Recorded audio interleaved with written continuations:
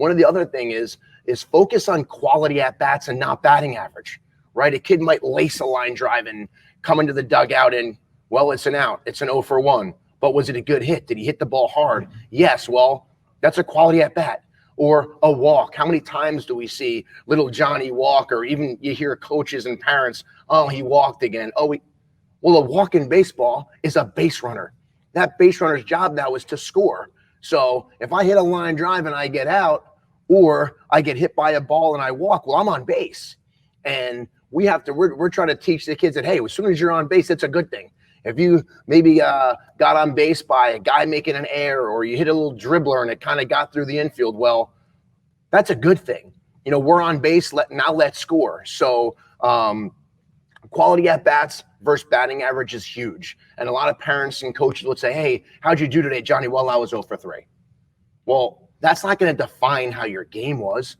Maybe you were 0 for 3, but you know, maybe you got one sac fly, you lined out to center, you lined out to first, and you struck out with, you know, fouling off 7 balls and you struck out on the 14th pitch. Well, that's an awesome at-bat. So you might have been 0 for 3, but had a really quality day. And what else did you do? Maybe you made a diving catch. Maybe you stole 2 bases and you scored the game-winning run. So we can't define the game by sometimes just the outcomes of what happened. So quality at-bat versus batting average is another really good thing that can help your players stay positive when maybe it was still an out, but they did something well.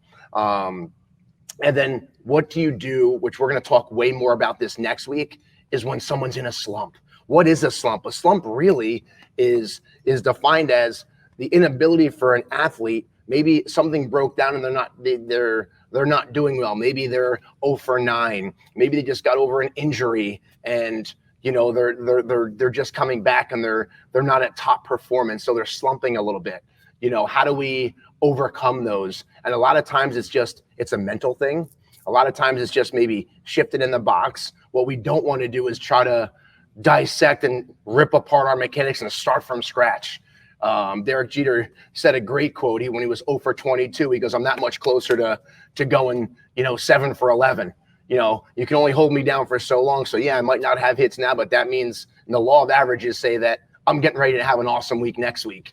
You know, so you can kind of talk your way into a slump and keep yourself in a slump, or you can get yourself out of one pretty quickly by just the mental mindset. So adversity starts with us as coaches, staying positive, making sure that we're defining what and how to overcome the adversity. The flush hits big. And I know Coach Steve has some really good points as well. So Coach Steve, what do you have?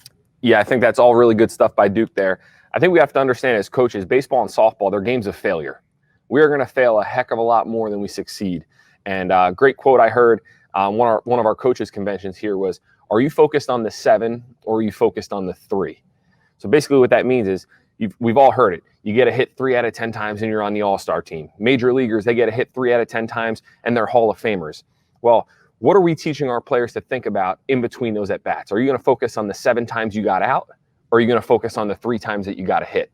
And just touching on what Duke said there about the slumps, we have to find a way to focus on the 3 successful at-bats and not the 7 times we get out. Because I can't tell you how often a kid will get out a handful of times in a row and he's in the dumps. And he's going up to home plate, with negative thoughts in his head. He's thinking about all the wrong things. And, it's funny, I ask our players, especially in my lessons, I'll say, what's the difference when you go up to home plate, you're 2 for 2 with 2 doubles? You get up in there, your third at bat. What's going on in your head? What are you thinking about? And they start laughing and they just can't wait to hit, right? They can't wait to get in there. They know they're going to get another hit. So then I'll say, well, what about if you're 0 for 3 with 3 Ks? What are you thinking about in that 4th at bat? And most of the answers are, well, don't strike out again. Just find a way to put the ball in play.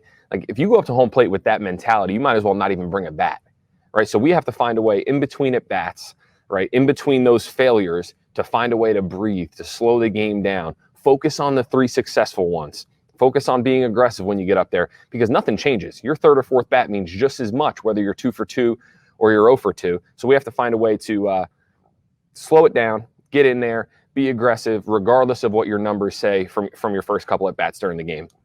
I'm a big believer that we have to teach our players how to be good teammates. Right? We've all seen it. I've seen coaches be repetitive and say the same thing over and over. But there's nothing more valuable than a player going up to a teammate after an error or after a strikeout, putting their arm around him and saying, hey, man, you're all right. We got you. We're going to pick you up right here. Right? Because after a while, coaches say it so often, our words start to go in one ear and right out the other. So what I've done is I've found a leader on the team, and I say, hey, Frankie, go over there and put your arm around him. Let him know he's all right. We're going to pick him back up. And they start to hear it from their teammates, and it starts to give them confidence. Because how often are the kids afraid to let their teammates down, let their parents down, let their coaches down? And they're doing it for all the wrong reasons instead of just enjoying the game that we love to play. So being good teammates, teaching your players how to pick one another up. If I'm playing shortstop and my second baseman makes an error, well, it's my job. I got to look at him. Hey, so what? We're going to get the next one right here. Right? I tap him on the butt. We're going to be all right. We're going to get this next one. I coach the 15U team now. And it's a cool age because they're all freshmen in high school. They all have hopes and aspirations of playing in college.